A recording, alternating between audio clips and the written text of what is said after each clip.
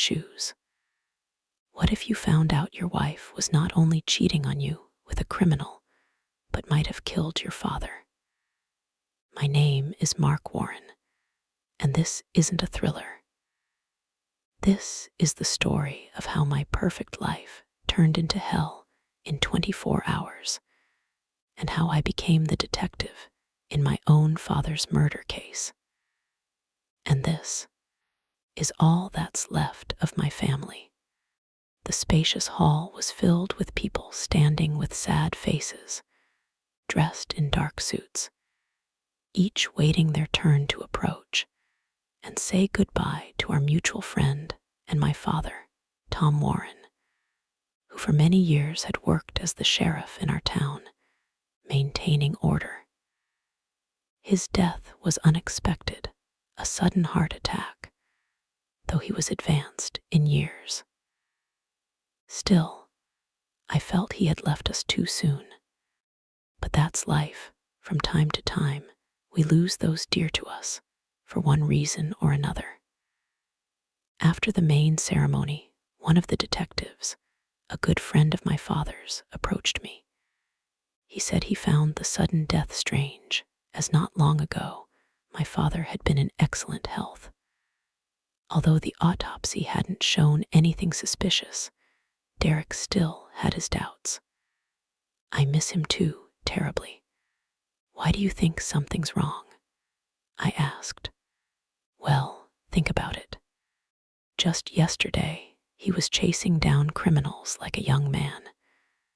And then, suddenly, this. Plus, I stopped by his place recently. He was working on some case. He only told me it was important to him, something personal. I haven't looked through his files yet, but I want to know what he was working on. And if it's connected, I want to get to the truth. Derek's words didn't sound like simple consolation. On the contrary, I took them very seriously and asked to be part of the investigation. I wasn't a policeman. I hadn't followed in my father's footsteps. I always loved working with cars, and by that time, I already had my own shop. But he often told me about his cases, sometimes even trying to nudge me to change my mind and come work with him. So, some knowledge had stuck with me. After the funeral, I went to the station, where I found Derek already in my father's office. Getting in and going through his papers wasn't difficult for him now. After my father, Derek had been appointed to the new position and was now the sheriff. The desk was piled with folders. Dad always preferred the old-fashioned way of keeping records. They'd hooked up a computer for him, but he rarely used it. Among these folders, Derek was looking for the specific case my father had been working on lately. Looks like this is it, Derek said, pulling a thin cardboard folder from the stack. He placed it on the desk and opened it immediately. Strange, he said, after briefly studying a few pages. What is it? I asked with interest. Your wife's name is in here for some reason, and there are a few photos. Derek handed me a sheet so I could see for myself. I didn't want to believe that my wife, Helen, was actually involved in anything. I hoped that if there was an investigation, she was just a witness. But as I read the lines on the paper, I realized my wife had secrets from me. And at home, she always acted so relaxed and affectionate, kept the house in order, and we were raising our son, who was supposed to graduate high school this year. And now this. Helen worked as the head accountant at the local department store. Over the years, she'd earned a lot of trust and held a very responsible position. The case I was holding was about the recent disappearance of a large sum of money. The official version was a hacker attack, and they were looking for some computer genius. Even the feds had taken over the investigation. But my father thought something was being missed. He'd kept a copy for himself and was quietly trying to get to the truth. This was his town, and he didn't want to let a crime like this slide. But I still didn't understand how my wife was involved. I read that my father had been surveilling her, suspecting she might be involved.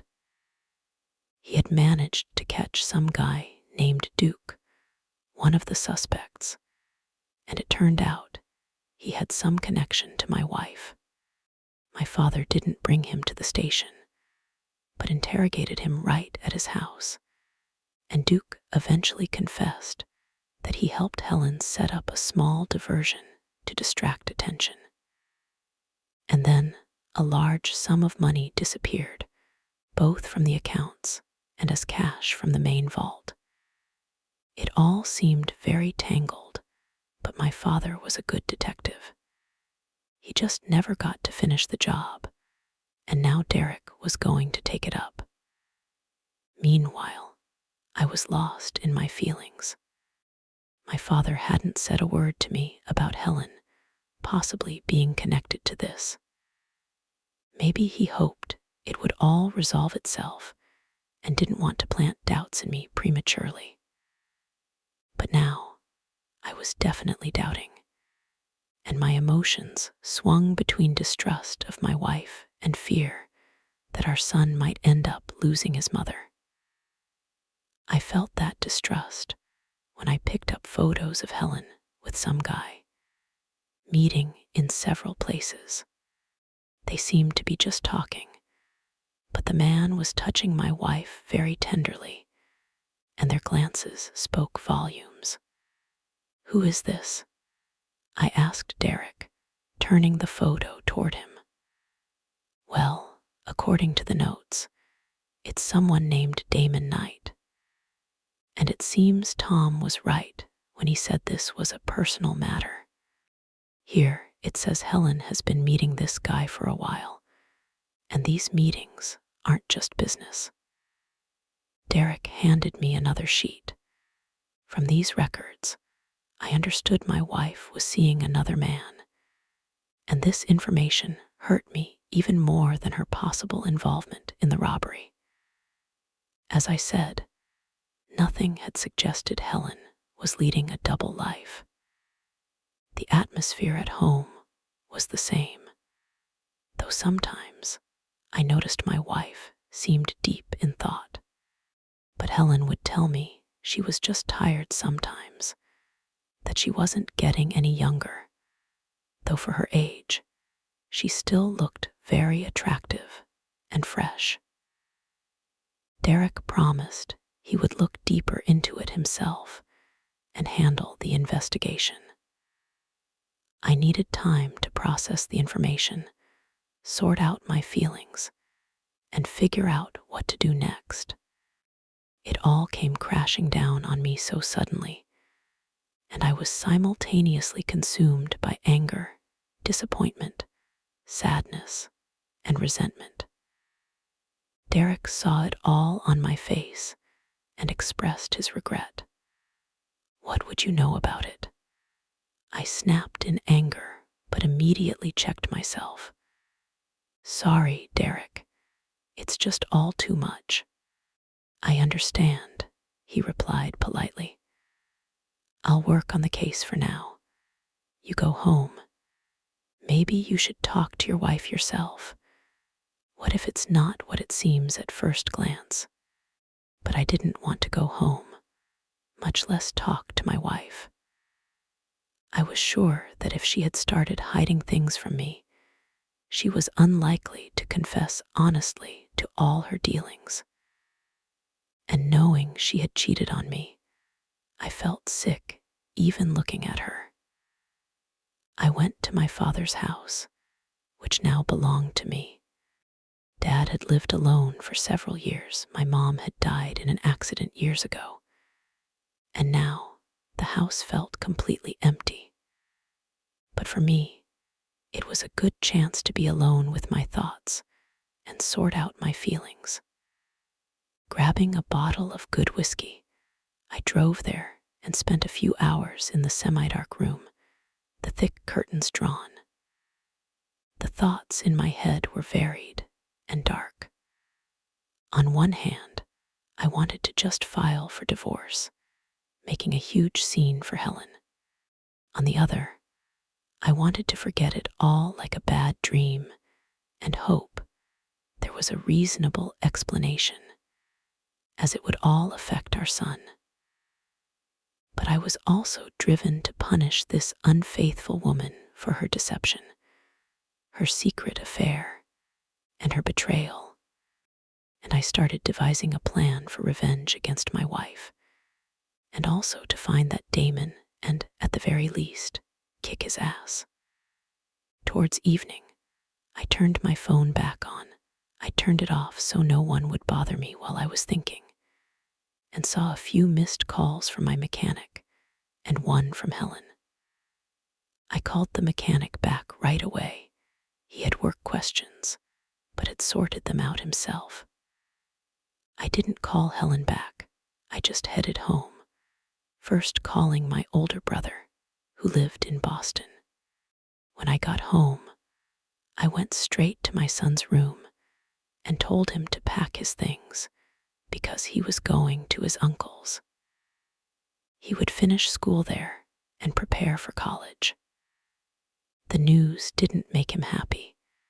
He had plans for prom with his friends and had already invited a girl. But I was insistent, and I had my reasons. I didn't want my son to see what was going to happen next. He would find out in due time, but for now, I wanted him far away from all this. After I talked to my son and returned to the living room, Helen came home from work. She immediately asked me why I hadn't picked up.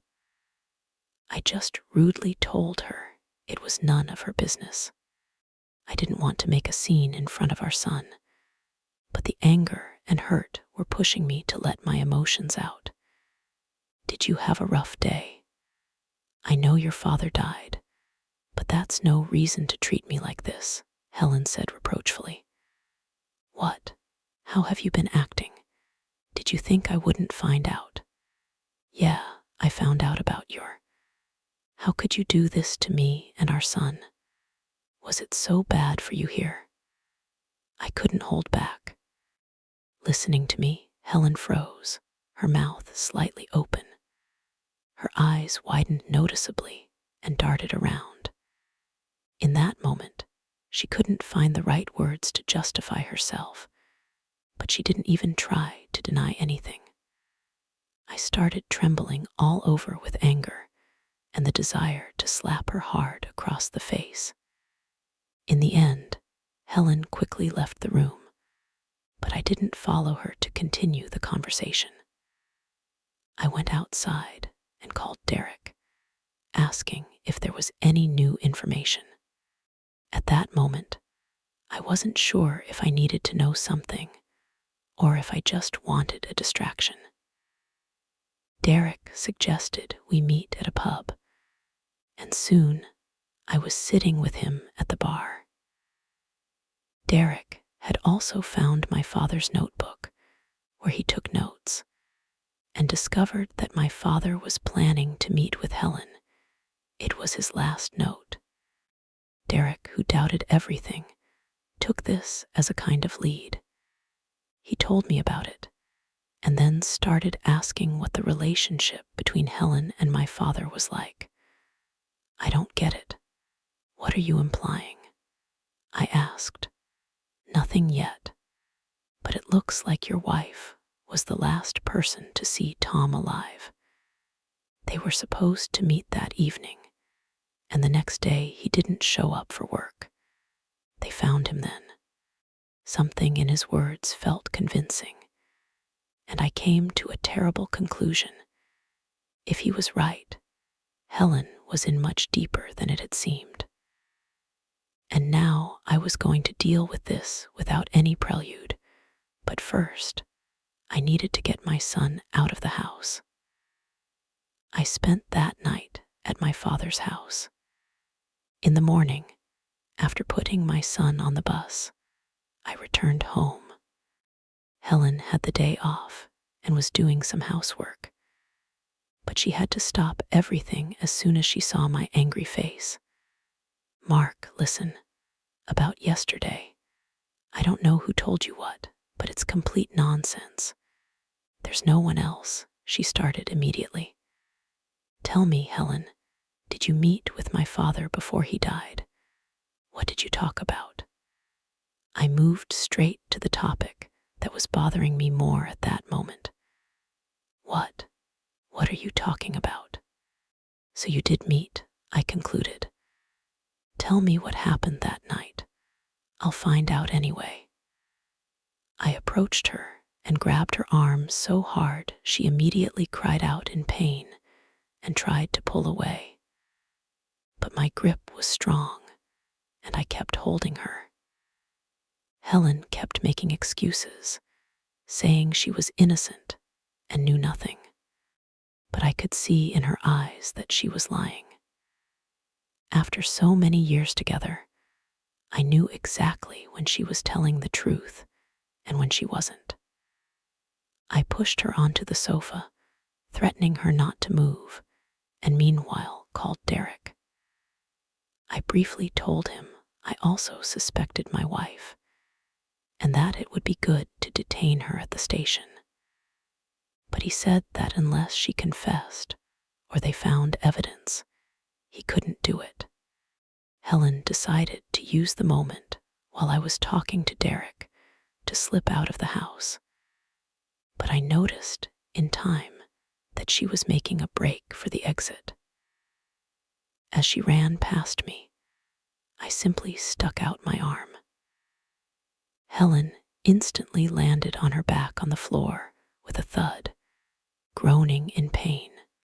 I continued my conversation with the new sheriff, asking him to at least listen to me for my father's sake and do what I asked. Derek agreed, and until he arrived at my house, I stood guard over my wife, sitting her on the sofa and continuing to interrogate her. Although she still denied everything, I was sure she knew much more. I even mentioned that Duke Guy and Damon told her I'd seen photos of her meeting him. Then I started pressuring her, saying that her actions were negatively affecting our son's future, and he would have to live with the knowledge of what his mother really was. Just when it seemed Helen was ready to confess, there was a knock at the door. It was Derek. He took her to the station as a suspect and prepared all the papers found at my father's as evidence. But according to them, she could only be charged with involvement in the robbery and an affair with another man. Proving she was somehow involved in my father's death was still ahead, and I was going to do everything possible to resolve that question. On the first evening, Helen was in the cell. While Derek was interrogating her, I asked to participate, but he said I shouldn't for now. Maybe he was trying to protect us both, her from possible physical harm, and me from the consequences. Although by nature, I wasn't one to inflict physical harm on a woman, this was a different situation, and Derek saw how deeply my wife's actions had hurt me, and that I might just snap. He sent me home, advising me to calm my thoughts and emotions, and maybe the next day he would let me visit my wife and ask my questions again, if she hadn't confessed by then. I went home, but my anger wasn't subsiding. I poured myself a drink, but the alcohol only intensified my rage. To vent a bit, I started swinging my arms, knocking household items off the tables onto the floor. In doing so, I also hit my wife's purse, which was still sitting on the kitchen counter. Almost everything inside spilled out, and I noticed a small vial roll out. My wife usually didn't take any medication, let alone carry it with her, and I was curious what drug it was. The name meant nothing to me. I'd never seen it before and didn't know what it was for. But I immediately called Derek again and told him about my find. Soon he was back at my house, asking me not to touch anything else first. He brought a specialist with him who confirmed that this medication, in a certain dose, could cause cardiac arrest and evaporated quickly from the body. For me, this was a real blow, as it confirmed that Helen could have killed my father. But why? Maybe my father had found some evidence and pressured my wife to give up the other participants in the crime. We went back to the station together, and now Derek himself wasn't going to be as polite with her as before. But before we reached her cell, the duty officer informed us that Helen had used the phone. She had the right to a call, and they provided her with a phone, but she hadn't called me, and Derek immediately gave the order to trace the call and find out who she'd called. While they carried out his order, we went to see Helen. Derek placed the vial on the table in front of her and was about to ask a question, but I beat him to it, shouting at her to confess, adding a few swear words. This time, Helen looked pale and sad, as if she herself had suffered an irreparable loss. I was even curious why her condition had changed so suddenly. She even had bags under her eyes. She had stopped demanding a lawyer and just stared silently at the vial. Talk. Did you slip him this medication? Is this what killed my father? What did he have on you? Did he find proof of your guilt? I yelled, leaning over the table with almost my whole body, ready to grab her by the hair and slam her head against the tabletop. Noticing my intention, Derek gently pulled me back and repeated the question to my wife, as if we were now playing good cop, bad cop. A tear suddenly rolled down Helen's cheek. "I'll tell you everything," she said quietly. We were a bit shocked by this change, but glad she was finally confessing. Helen told us everything from the beginning. How she met Damon by chance in the very store where they both shopped, their carts colliding. A romance developed, and then he proposed a quick way to make money. At first, she hesitated and was against it, but Damon assured her no one would find out, as he'd done similar things before, and he needed her passwords.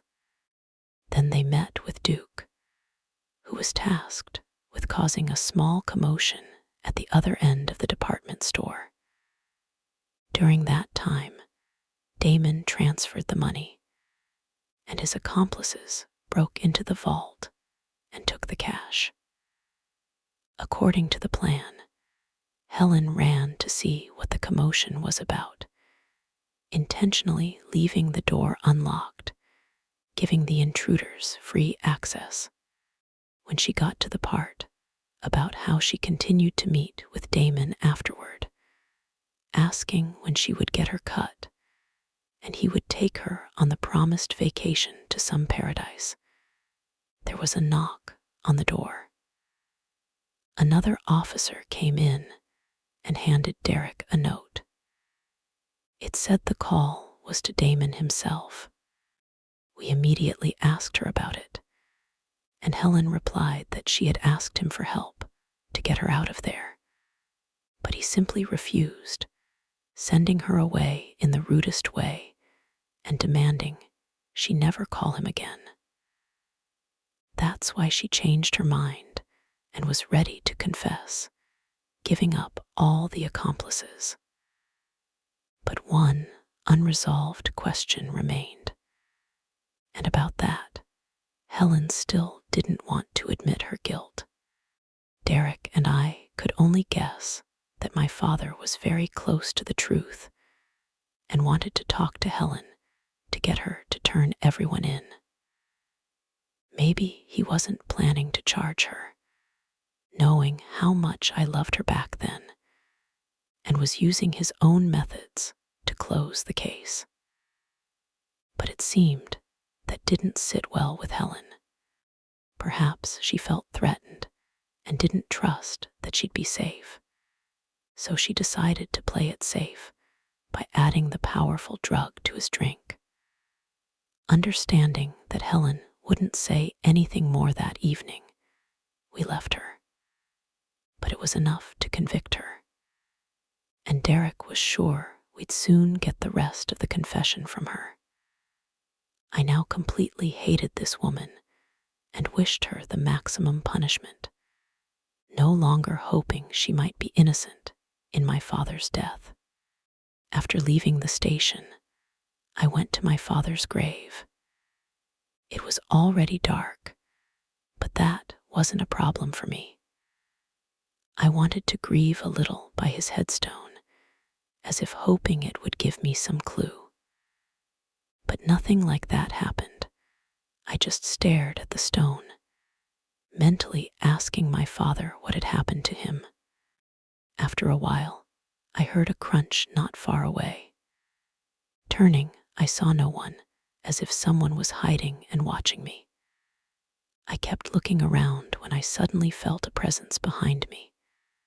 I turned again, and someone was preparing to strike me. A person in dark clothing flitted before me like a shadow with a club in hand, striking repeatedly. But I didn't hesitate either, hitting back and trying to tear off his mask when I had the chance. Our fight didn't last long. After a few scuffles, following another one of my blows, this person seemed to trip over something invisible and fell to the ground, hitting his head on my father's headstone. He didn't lose consciousness, but that moment, as he tried to recover, was enough for me to pounce and twist his arms behind his back. I had nothing to tie him with, so I just knocked him out. Putting him in my car, I pulled off his mask. It was some guy I'd never seen before. In my toolbox, I found a piece of rope and tied his hands behind his back as best I could, so he couldn't jump out of the car on the way to the station if he woke up. I didn't know who he was or why he attacked me, and I hoped Derek could help me with that. Derek was still at the station, trying to piece everything together. Besides, he had a lot of paperwork piled up. He didn't expect to see me, let alone for me to bring in some lowlife. The duty officers helped carry him to a cell, where Derek and I threw water in his face, and he regained consciousness. We immediately started asking him, one after the other, who he was. But this man wasn't very talkative. Even Derek's words that he was facing time for assaulting an officer had no effect. So I threw all my moral principles aside, approached the arrested man, and broke 2 of his fingers, telling him this was just the beginning. He started screaming at Derek that I was acting illegally, but Derek just said he didn't see anything and turned away again. I grabbed his next finger, ready to break it too, and said all the broken bones would be recorded as sustained during his attack on me. Frightened that I wouldn't stop, the guy screamed that he'd talk, and he confessed that Damon had sent him to beat me to death and make it look like a regular mugging. How and why he'd managed to do it so quickly, I didn't know yet. After the interrogation, Derek called me to his office and said the feds had contacted him. He'd informed them about Helen's call, and they managed to track it quickly. By this time, Damon was already in their custody in another state. He was quick. As soon as he smelled trouble, he got as far away as he could. But I was very glad he didn't get too far. And now, thanks to Helen's confession, he was facing life, as they were going to pin other similar cases on him. Can I meet with him? I asked Derek. Why, he's already caught. He'll get his. I think that's the end of it. I have a couple of personal questions for him, I said, hope in my voice. Derek said he'd try to arrange a meeting, and even called his colleagues right in front of me. He didn't talk long, but when he finished, I understood he'd managed to fulfill my request. But nothing would happen that evening anyway, so I went home. Besides, I was exhausted and needed rest. The next day, with the address Derek had given me the day before, I set off on the trip. The meeting with Damon was short. I only asked him a few questions. Why did he drag my wife into his schemes? And why did he abandon her in the end? Damon, with a sneer in his eyes, replied that Helen herself wasn't really needed by him. She was just another fool who fell for his persuasion, and provided him with everything he needed. Then I asked him if he knew anything about the fact of my father's death, the former sheriff, and with the same gloating grin, he replied that he had personally given Helen those medications when she told him the sheriff hadn't dropped the case and was ready to take the final steps. I was already angry before this, but Damon's words infuriated me even more, not so much the words, but the way he said them. And I attacked him right there in the visitation room. It took 2 guards to pull me off him, after which I was put in a separate cell. Fortunately, I managed to call Derek and ask for his help, and soon a man in a suit came and told me I was free, but had to return home immediately. When I was back in my town, the first thing I did was go to the station. Derek wasn't around. The duty officer said he was out on a call. I asked if I could see Helen, and soon she was brought to an interrogation room. I didn't wait for Derek. Sitting down at the table opposite her, I took out my phone and played the recording I'd made during my visit to Damon. Every word she heard on the recording seemed to wound her deeper and deeper. Now, I personally had proof that she hadn't just betrayed me, but had gone against everything sacred. She had crossed out with one action everything we had built together over the years. Helen didn't say a word in response, only swallowing with difficulty the bitter lump of regret stuck in her throat. I sat opposite her, looking at her with a cold gaze. Yes, I wanted to beat her for what she'd done, but the understanding that her beloved suitor had betrayed her twice was a more bitter punishment for her. When the recording ended, I took my phone and headed for the door, bumping into Derek in the doorway, who had just returned from his assignment. "Here's her confession," I said, jabbing my phone into his chest, and walked on. At that moment, I didn't just feel depressed. It felt like the sky had fallen on my shoulders and was pressing down with unbearable weight. I headed for the exit, barely hearing what Derek was saying after me. But he didn't chase me. He saw my state and understood I needed to be alone. I went back to my father's house, where, in sad reflection, I started going through his things, specifically those in his home office. After some time, feeling a suitable state of depression, I leaned back in the chair and stared into the space in the middle of the room. For a moment, I even thought I saw my father's silhouette. He was standing there, smiling at me, as if pleased with the work I'd done. The next moment, the vision disappeared, and the heavy curtain on the window stirred from a draft. A little over a week passed. Helen was sentenced to a significant term in a maximum security prison. I, meanwhile, filed for divorce, as I didn't want anything more to do with that woman. I didn't even visit her again. My lawyer brought the divorce papers for her to sign. I only had to see Helen once more in court when I gave my testimony.